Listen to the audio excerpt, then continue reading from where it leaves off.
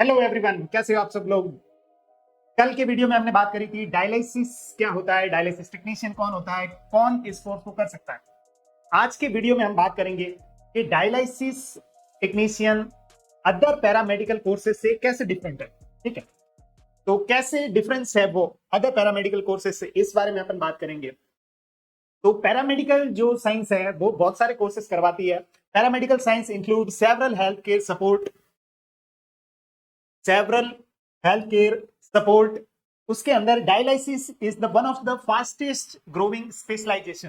Dialysis जो है बहुत सारे पैरामेडिकल के अंदर सबसे फास्टेस्ट ग्रोइंग स्पेशलाइजेशन है। ठीक है, और अदर पैरामेडिकल से कंपेयर करें, जैसे लैब टेक्नीशियन होता है, रेडियोलॉजी होता है, नर्सिंग होता है, ओटी टेक्नीशियन होता है, ये सब का क्या वर्क रहता है, इस वीडियो में हम बात करेंगे, है ना, कैसे ये अदर इन पैरामेडिकल कोर्सेज से डिफरेंस है। ठीक है, तो अगर अपन इसके कोर्स के ड्यूरेशन की बात करें तो डायलिसिस टेक्नीशियन हो या लैब टेक्नीशियन हो जिसको डीएमएलटी बोलते हैं, या रेडियोलॉजी टेक्नीशियन हो या ओटी टेक्नीशियन हो, ठीक है, इन सब का जो कोर्स का ड्यूरेशन जो रहता है वो सबका डिप्लोमा जो रहते हैं सब 2 साल का डिप्लोमा रहता है। ठीक है, लेकिन कुछ ऐसे कोर्सेस कुछ कुछ रहते हैं जिसमें 3 साल का डिप्लोमा रहता है, 4 साल का डिग्री कोर्स रहता है। ठीक है, सेम डायलिसिस टेक्नीशियन जो है 2 साल का डिप्लोमा रहता है और डिग्री कोर्सेस जो है 3 साल का रहता है। ठीक है, लेकिन अदर कोर्सेस में जैसे नर्सिंग की बात करें तो नर्सिंग में डिप्लोमा 3 साल का रहता है, लेकिन डिग्री जो है बीएससी नर्सिंग अगर आप करते हो तो 4 साल या 4.5 साल की रहती है ना। तो ऐसे डिफरेंस है, और सबके अंदर जो क्वालिफिकेशन है वो सब में 10+2 है, और इसके लिए आपका पीसीबी सब्जेक्ट होना कंपलसरी है ना। आपका बायोलॉजी से 12th किया हुआ होना चाहिए, तभी आप इन पैरामेडिकल कोर्सेज को है जो कर सकते हो। ठीक है, और नेक्स्ट अपन बात करें तो मैंने बताया था कि ये अफिलिएटेड होने चाहिए कोर्सेस जो है ना। अफिलिएशन का मतलब है आप किसी भी एक लोकल जगह से उसको नहीं करोगे। लोकल का मतलब ऐसा नहीं है, लोकल का मतलब ये है कि आप उसको कम से कम हो सके तो रिकॉग्नाइज, जितना हो सके उतना रिकॉग्नाइज यूनिवर्सिटी से या गवर्नमेंट से करने की ट्राई करें। लेकिन ऐसा भी नहीं है कि आप प्राइवेट से करोगे तो स्कोप नहीं है बनेगा। डायलिसिस टेक्नीशियन का बहुत अच्छा खासा स्कोप है, लेकिन कहने का पर्पस ये है कि आप जो उस कोर्स को करें तो वो कोर्स आपका सर्टिफाइड होना चाहिए, अफिलिएटेड होना चाहिए। तो ये कुछ ऐसी ऑर्गेनाइजेशन है जो कि अफिलिएशन प्रोवाइड करती है, जैसे एचएसएससी और पैरामेडिकल काउंसिल, आईएमए, आईएनसी, है ना। ये कुछ कुछ है जो एफिलिएशन है जो प्रोवाइड करती है। ठीक है, तो वहां से आपको करना है। इसके बाद में अपन सिलेबस की बात करें, कोर्स का इनका फोकस क्या होता है। जैसे डायलिसिस टेक्नीशियन की बात करें तो इसका फोकस क्या रहता है, किडनी फंक्शन, है ना, किडनी से रिलेटेड, डायलिसिस मशीन को ऑपरेट करने से रिलेटेड, पेशेंट केयर से रिलेटेड और वाटर ट्रीटमेंट से रिलेटेड, है ना।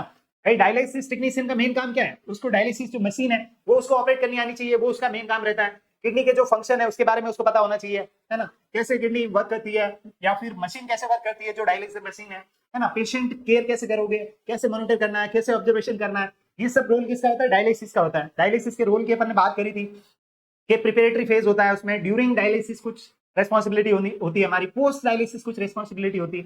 तो ये सब काम किसका होता है, डायलिसिस टेक्नीशियन का होता है ना। इसके बारे में अपन ने बात करी थी। सेम चीज लैब टेक्नीशियन की अगर बात करें तो लैब टेक्नीशियन का क्या काम होता है।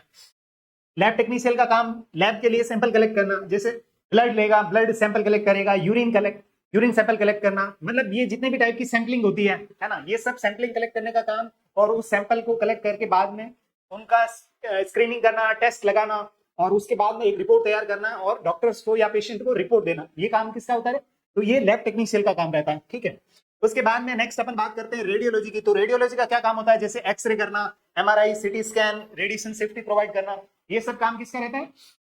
ये सब जो काम है आपका रेडियोलॉजी टेक्नीशियन का, ये सब काम रहता है ना। और अपन बात करें नेक्स्ट ओटी टेक्नीशियन।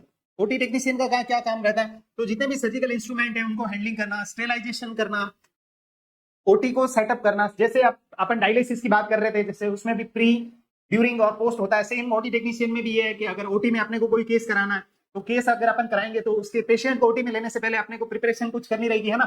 भाई पेशेंट से या उसकी फैमिली से कंसेंट लेना पड़ेगा, पेशेंट को प्रिपेयर करना पड़ेगा, सर्जरी के लिए प्रिपेयर कर रहे हैं अपन उसको, तो ये सब काम किसका होता है, जिसमें ओटी टेक्नीशियन हेल्प करता है नर्सेस और डॉक्टर्स की, है ना।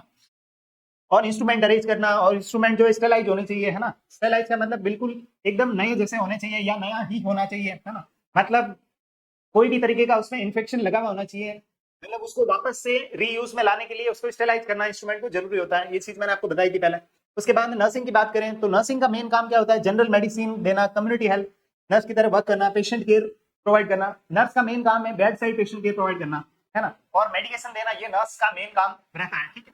तो कैसे अदर पैरामेडिकल कोर्सेज से डिफरेंस है वो आपको समझ आ रहा होगा। उसके बाद में नेक्स्ट अपन बात करते हैं स्किल डेवलपमेंट कंपैरिजन। स्किल की बात करें तो डायलिसिस टेक्नीशियन के पास क्या स्किल होती है, डायलिसिस टेक्नीशियन का काम होता है मशीन हैंडलिंग करना और पेशेंट कम्युनिकेशन करना, ये दो उसके मेन काम रहते हैं। मशीन को ऑपरेट करने का काम डायलिसिस टेक्नीशियन का होता है, इसके अलावा उसका मेन और क्या काम रहता है, तो उसके अलावा उसका जो मेन काम रहता है वो क्या रहता है, पेशेंट के साथ कम्युनिकेशन करना, पेशेंट को ऑब्जर्व करते रहना। नेक्स्ट लैब टेक्नीशियन का काम क्या होता है, एनालिटिकल एंड डायग्नोस्टिक स्किल, मतलब उसका काम ये रहता है पेशेंट से सैंपल कलेक्ट किया, सैंपल कलेक्ट करने के बाद में उसको क्या करना रहता है, उस सैंपल के बेसिस पे वो रिपोर्ट तैयार करता है उन टेस्ट को स्टडी करके, ठीक है। उसके बाद में नेक्स्ट बात करें रेडियोलॉजी। रेडियोलॉजी का काम होता है imaging and radiation safety provide करना, मतलब जो एक्सरे, सीटी स्कैन, एमआरआई, ये सब निकालने के दौरान जो भी है तो उसको उस तरीके से रेडिएशन सेफ्टी प्रोवाइड करता है। रेडिएशन सेफ्टी जैसे किस तरीके से प्रोवाइड करता है, तो उसके अंदर तीन मेन ट्राइड होता है। जैसे एक तो उसके अंदर टाइम बहुत मायने रखता है, टाइम, और उसके अंदर क्या रहता है, डिस्टेंस, और उसके अंदर रहता है पीपी। ये तीन चीजें हैं जो रेडिएशन सेफ्टी का एक तरीके से बेस बनाता है ना, रेडिएशन सेफ्टी का बेस है जो बनाता है क्या, टाइम भाई, अननेसेसरी जैसे जितना एक्सपोजर होना चाहिए उतना ही होना चाहिए, एक्स्ट्रा अगर 10-20 सेकंड भी एक्स्ट्रा हो रहा है या 1 सेकंड भी एक्स्ट्रा हो रहा है तो वो आपको हार्मफुल रेडिएशन के आप एक्सपोजर में आ रहे हैं। तो टाइम का इन पर्टिकुलर चीज में एक्सरे, सिटी, इन सब जो भी इमेजिंग होते हैं इनमें बहुत बड़ा रोल रहता है ना। तो इस तरीके से वो रेडिएशन सेफ्टी प्रोवाइड करता है। नेक्स्ट डिस्टेंस, है ना, डिस्टेंस का मतलब ये है कि जितना रिक्वायर है उतना ही उसके कांटेक्ट में आना, है ना, तो ये चीज। उसके बाद नेक्स्ट पीपी, पीपी के लिए जैसे अपन बात करें लेड एप्रॉन यूज करते हैं, है ना, रेडिएशन सेफ्टी के लिए जो एप्रॉन अपन यूज करते हैं कैसा, लेड एप्रॉन यूज करते हैं, है ना। और बहुत सारे लोगों का एप्रॉन पहनने का एक सपना रहा होगा, तो वो मेडिकल प्रोफेशन में आके आप पूरा कर सकते हो ना। तो एज ए लैब टेक्नीशियन भी आपको कुछ ऐसी फैसिलिटीज मिलती है ना। नेक्स्ट अपन बात करें तो ओटी टेक्नीशियन की बात करें तो ओटी टेक्नीशियन का काम मैंने बताया surgical assistant and sterilization provide करना। नेक्स्ट फिर नर्सिंग की, नर्सिंग का मैंने बताया था आपको bed side patient care provide करना, तो पेशेंट को मेडिकेशन देना किसका काम होता है, नर्स का काम होता है, ठीक है। नेक्स्ट अपन बात करते हैं next job opportunities. Job opportunities की बात करें तो कॉमन वर्क प्लेस जैसे बात करें, डायलिसिस टेक्नीशियन कहाँ पे वर्क करेगा, डायलिसिस टेक्नीशियन डायलिसिस सेंटर पे वर्क करेगा, हॉस्पिटल्स में वर्क करेगा, गवर्नमेंट हॉस्पिटल हो चाहे प्राइवेट हॉस्पिटल हो वहां पे वर्क करेगा। लैब टेक्नीशियन कहाँ पे वर्क करेगा, तो लैब में वर्क करेगा या पैथोलॉजिकल सेंटर्स में वर्क करेगा। रेडियोलॉजी टेक्नीशियन कहाँ पे वर्क करेगा, तो जहाँ पे भी एमआरआई या सिटी स्कैन वगैरह होते हैं वहाँ पे, या फिर हॉस्पिटल्स में वर्क करेगा, है ना। उसके बाद नेक्स्ट बात करें अपन ओटी टेक्नीशियन, ओटी टेक्नीशियन कहाँ पे वर्क करेगा, जो भी सर्जिकल डिपार्टमेंट है जहाँ पे ओटी वगैरह होता है, जहाँ पे सर्जरीज होती है वहाँ पे ओटी टेक्नीशियन का नीड रहता है ना। नेक्स्ट अपन बात करेंगे नर्सिंग की। नर्सिंग की बात करें तो नर्स एक हॉस्पिटल में as a community health officer, और नर्स के तो बहुत सारे रोल है ना। एक नर्स है जो कई जगह पे वर्क कर सकता है जैसे clinic, community health centre, hospital. और बाद में अगर अपन इसके एग्जाम कॉमन वर्क प्लेस है इनके फेमस एग्जाम्पल की बात करें तो आप डायलिसिस टेक्नीशियन का कोर्स करके एम्स जैसी जगह में जॉब कर सकते हो, है ना। आपका जो भी एक ड्रीम रहा होगा कि भाई किसी, ये एम्स में जो लोग काम कर रहे हैं तो वो लोग कौन होते होंगे, किसी दिन हम भी एम्स में जॉब कर पाएंगे क्या, है ना।